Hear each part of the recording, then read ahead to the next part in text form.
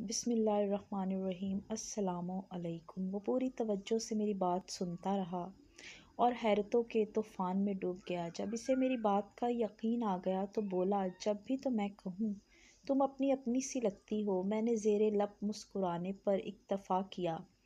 وہ بولا، میرا نام پیٹر ہے اور تم مجھے مریم کہتے ہیں۔ میں نے کہا، مریم خان۔ مریم۔ اس نے دھیرے سے مسکراتے ہوئے میرا نام دہرایا۔ یہ نام تو میری بھی ہو سکتا ہے۔ یہ غضب نہ ڈھانا، میں نے شریر انداز میں کہا۔ وہ پریشان ہو گیا۔ وہ کیوں بھلا؟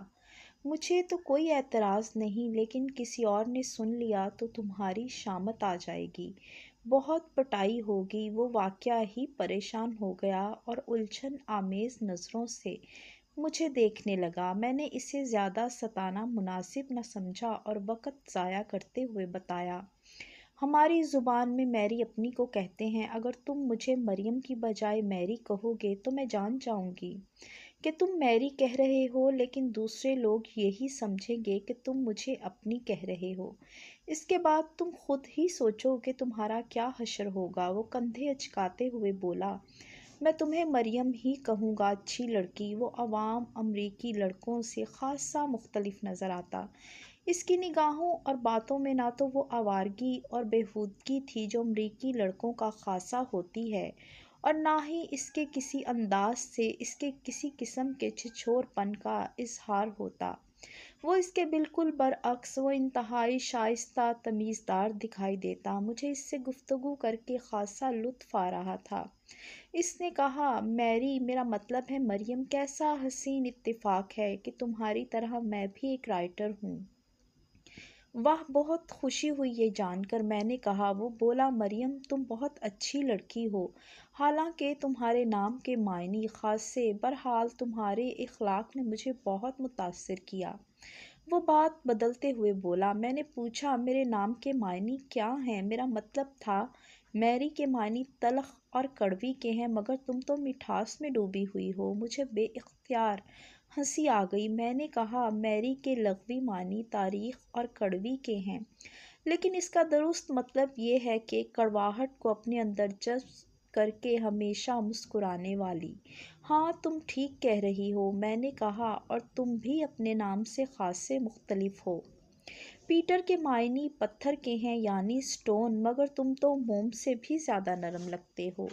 وہ ہنسا اور پھر بولا، میں واقعہ ہی پتھر کی طرح سخت ہوں، لیکن صرف اپنے ارادوں میں، ورنہ میرے دل میں گداز کا سمندر موجزن ہے۔ پھر اس نے میرا ہی انداز مجھے لوٹا دیا۔ تم نے ٹھیک کہا۔ پھر ہمارے درمیان بے تکلفی سے گفتگو ہونے لگی۔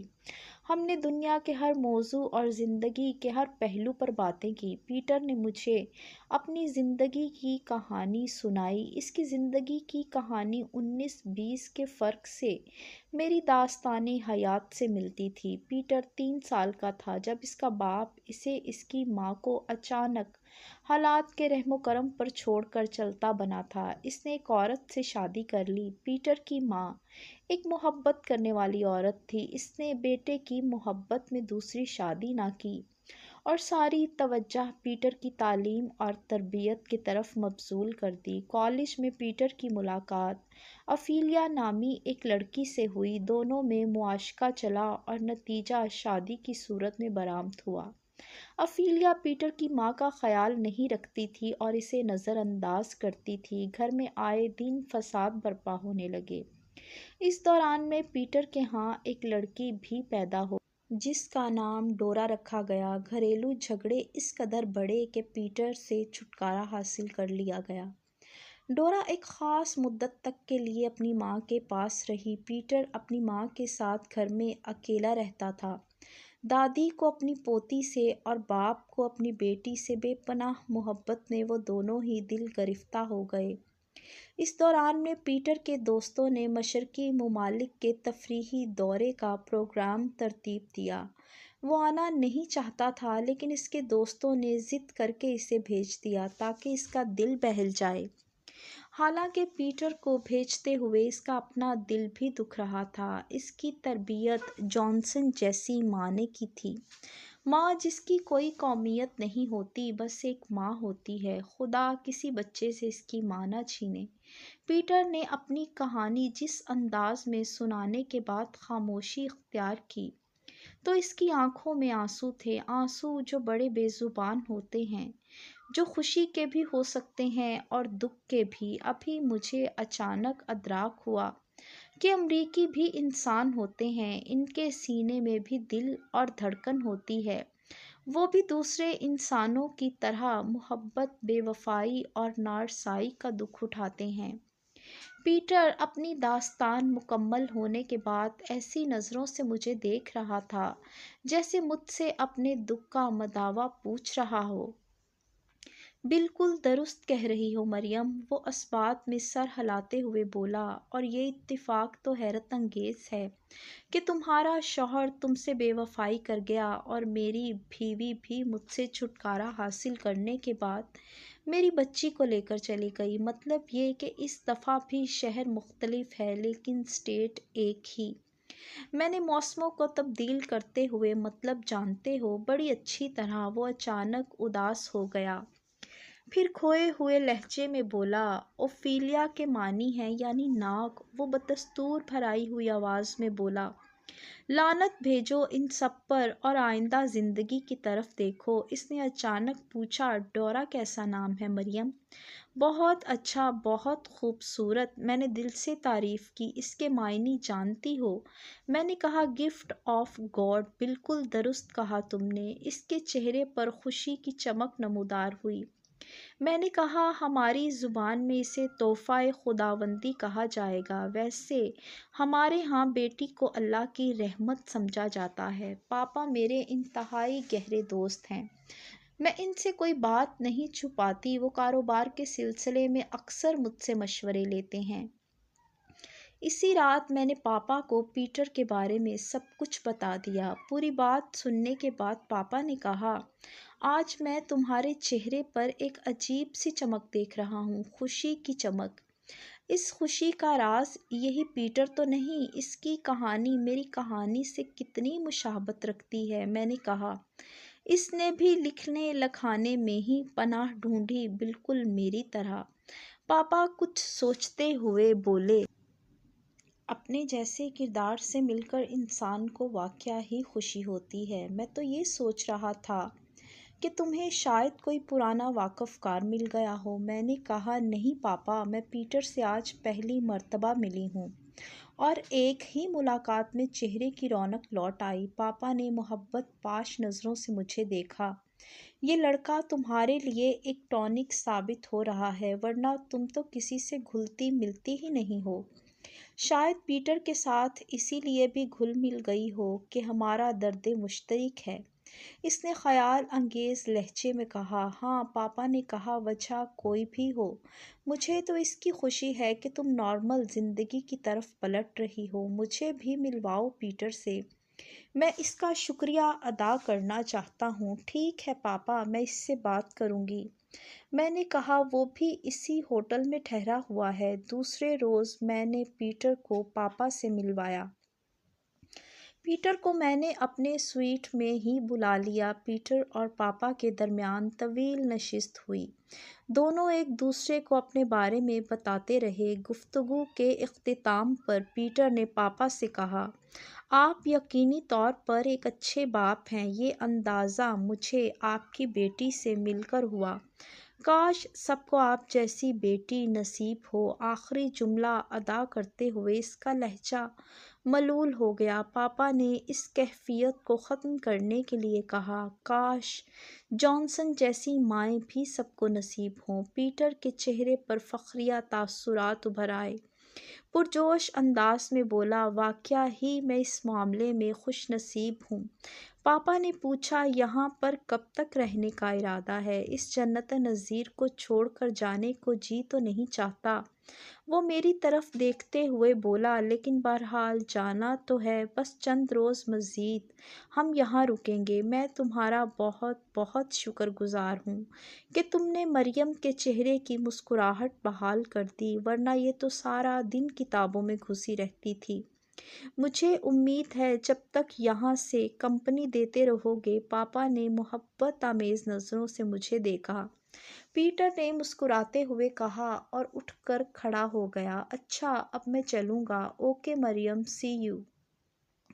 اس نے میری جانب دیکھ کر ہاتھ ہلایا، پھر پاپا سے ہاتھ ملا کر رخصت ہو گیا۔ اس وقت میرے ذہن میں اس بات کا شائبہ نہیں تھا کہ کہانیوں کے کرداروں سے کھیلنے والے حقیقی زندگی میں کسی کردار کی کہانی کے کردار بننے والے تھے۔ اب ہم اکثر ملنے لگے، کبھی ڈائننگ ہال میں، کبھی لابی میں، کبھی وہ ہمارے سویٹ میں چلا آتا اور پاپا کے ساتھ ڈھیروں باتیں کرتا، کبھی میں اس کے کمرے میں چلی جاتی۔ اس کے علاوہ اکثر و بیشتر ہم ٹہلنے کے لیے ہوٹل سے باہر چلے جاتے۔ ہمارے درمیان اچھی خاصی بے تکلفی ہو گئی۔ میں پہلے والی شوخ مریم بن چکی تھی۔ یہ پیٹر کی امریکہ واپسی سے ایک روز پہلے کا واقعہ ہے۔ ہم بادلوں سے ڈھکے ہوئے آسمان کے نیچے چہل قدمی کر رہے تھے۔ اس کے چہرے سے مسرت کی کرنیں گر رہی تھیں۔ آج وہ خلاف معمول حد سے زیادہ خوش دکھائی دے رہا تھا، جس کی کوئی خاص خواہش اچانک پوری ہو گئی ہو۔ پھر مجھے اس کی بے سبب خوشی کا سبب بھی معلوم ہو گیا۔ جب اس نے اپنے دل کی بات مجھ سے کہی، ایک امریکی ہونے کے ناطے وہ اس معاملے میں خاصا سست واقع ہوا۔ ہم ایک دوسرے کا ہاتھ تھامے ایک چڑھائی اتر رہے تھے کہ اس نے کہا، مریم کاش تم مجھے ٹیکساس میں مل گئی ہوتی۔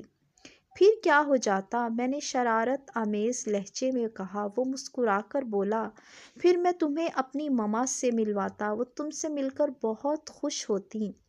ہاں یہ بات تو ہے۔ مریم آئی لو یو، وہ بے دھڑک سے بول اٹھا۔ میں نے چونک کر اس کی جانب دیکھا۔ میں دیانت داری سے کہتی ہوں کہ اس وقت میں محض اسے اپنا دوست ہی سمجھتی تھی، اور پیار و محبت کے بارے میں نے کبھی سوچا بھی نہیں تھا۔ ہاں البتہ یہ بات ضرور ہے کہ وہ مجھے اچھا لگتا تھا، مجھے اس سے ہمدردی تھی۔ میں نے سنجیدہ لہجے میں پوچھا، پیٹر جانتے ہو تم کیا کہہ رہے ہو؟ جانتا ہوں، وہ میری آنکھوں میں دیکھتے ہوئے بولا۔ میں نے کہا، خواب دیکھنا چھوڑ دو پیٹر، کیا مجھے محبت کرنے کا حق حاصل نہیں؟ میرا مطلب یہ نہیں۔ میں نے نظریں چراتے ہوئے کہا۔ وہ بولا، پھر کیا مطلب تھا؟ تم ایک رائٹر ہو، کہانیاں لکھتی ہو، یقینی طور پر محبت کی کہانیاں بھی لکھتی ہوگی۔ کیا تم میرے دلی جذبات کو سمجھ نہیں سکتی؟ میں تمہارے دلی جذبات کو بخوبی سمجھ رہی ہوں پیٹر، میں نے کہا، لیکن میں نے تمہیں ہمیشہ ایک دوست سمجھا، لیکن تمہارا یہ دوست تمہارے قابل نہیں۔ میں نے کوئی جواب نہیں دیا، خاموشی رہی، مگر وہ خاموش نہ رہ سکا۔ تھوڑی ہی دیر کے بعد بولا، مجھ سے پوچھنے لگا، کیا میں تمہارے معیار پر پورا نہیں اترتا؟ میں تمہیں اپنانا چاہتا ہوں، تم سے باقاعدہ شادی کرنا چاہتا ہوں، مجھے محرک نہ سمجھو۔ میں نے کہا، مجھے تمہاری نیت پر شک ہے اور نہ ہی میں نے کوئی معیار بنا رکھا ہے، تو پھر کیا بات ہے؟ وہ الجھی ہوئی نظروں سے مجھے دیکھنے لگا۔ میں نے کہا، دیکھو پیٹر، بات یہ ہے، میں ایک مسلمان لڑکی ہوں اور تم یہودی، ہمارا معاشرہ اس